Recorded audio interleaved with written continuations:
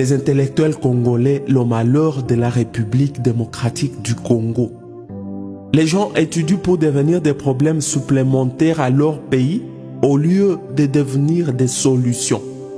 Le plus grand inconscient du monde, le sans vision pour son pays, la personne qui a du mal à réfléchir quand son ventre est plein, qui pense que tout va bien dans son pays quand ses besoins personnels sont satisfaits, c'est l'intellectuel congolais. L'intellectuel congolais ne pense pas à la création des usines, des grandes entreprises. Il pense plutôt à créer un parti politique quand il a déjà de l'argent, pas pour créer des emplois, mais pour appauvrir davantage et diviser les pauvres citoyens. La République démocratique du Congo est devenue un pays où les projets commencent mais ne s'achèvent pas car aucun suivi. Un pays des improvisations.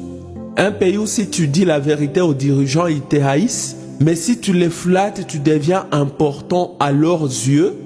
Un pays utile quand il s'agit seulement de gagner de l'argent.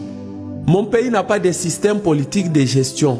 Même les frontières congolaises sont gérées de manière à énerver toute personne qui a de l'intelligence.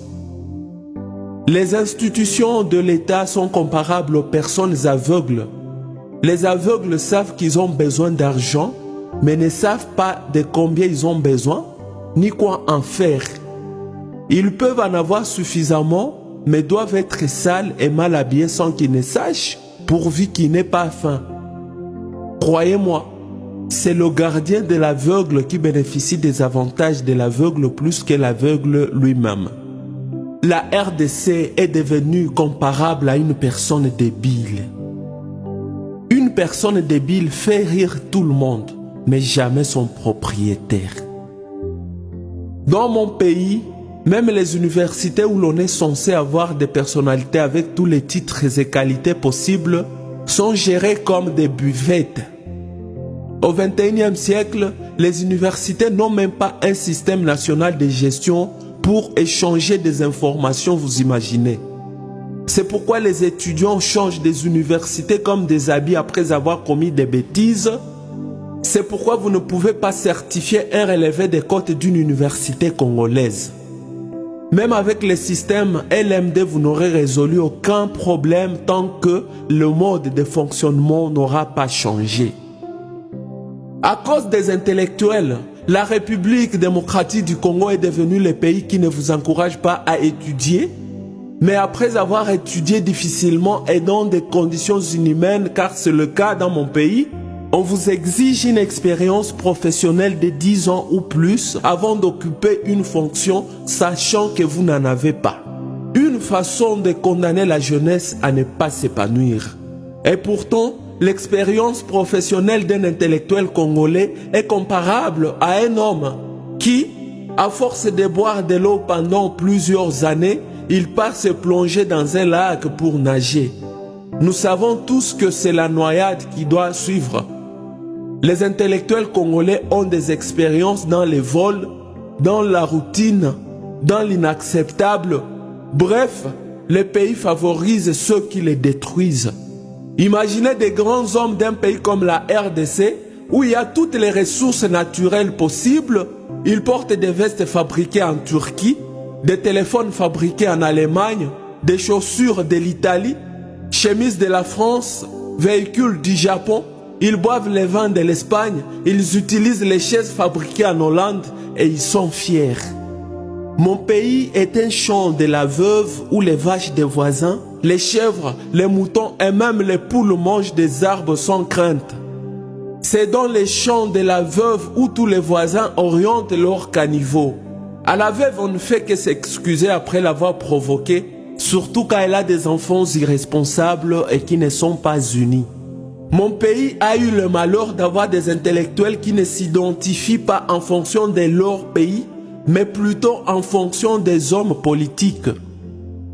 Celui qui passe son temps en train de se saouler et ne sait pas investir, c'est un professeur congolais en économie.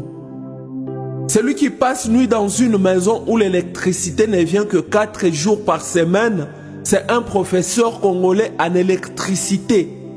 La RDC est le seul pays au monde où tu verras un entrepreneur créer une entreprise et même des emplois, mais l'État l'aide à tomber en faillite. L'intellectuel congolais n'est pas loyal. Il est comme un chien. Si tu lui donnes un os, il sacrifie celui qui l'a élevé. Les intellectuels congolais, dites-moi, comment vous sentez-vous quand vous affichez des programmes, des jours, des audiences, mais vous ne venez même pas au travail ces jours-là, et si vous venez, vous dites que vous n'allez pas recevoir? Comment vous vous sentez quand vous invitez des gens à venir vous saluer au travail afin qu'ils découvrent que pour vous voir, on complète une audience, même quand vous n'avez rien à parler par rapport à votre travail? Comment vous sentez-vous quand vous voyez des banques qui fonctionnent en République démocratique du Congo? Des banques où quand vous y allez, c'est pour y passer toute votre journée? Des banques où l'on ne reçoit pas des gens en fonction de l'ordre d'arrivée, mais plutôt en fonction des connaissances, d'influence ou des dons d'argent. Les intellectuels congolais pensent que bien parler la langue française est synonyme de la compétence et suffit pour occuper un poste. Conséquence, les Congolais connaissent tout et il ne sait rien.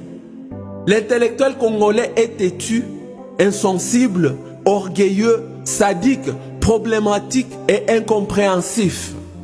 L'intellectuel congolais ne supporte pas qu'on joue avec sa femme ou ses filles, mais c'est lui qui s'amuse bien avec les femmes et filles d'autrui. Les écoles les plus étonnantes, les plus destructrices, se trouvent en République démocratique du Congo. Tout ça à cause de vous, les intellectuels. Le pays qui aspire au développement dans ce monde, mais ne pense pas à la construction des routes, qui est le point de départ pour tout développement, c'est mon pays. Il est pratiquement impossible de quitter chaque province et atteindre la capitale par voie routière dans mon pays qui compte 26 provinces, mais nous continuons de rêver.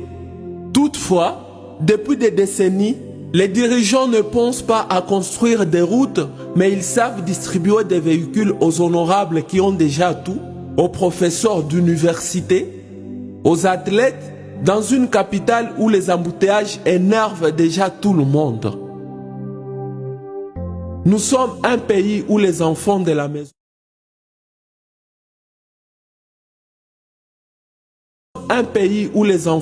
maison se font la guerre au moment où les étrangers nous prennent tout. L'intellectuel congolais, c'est la parfaite définition de la honte.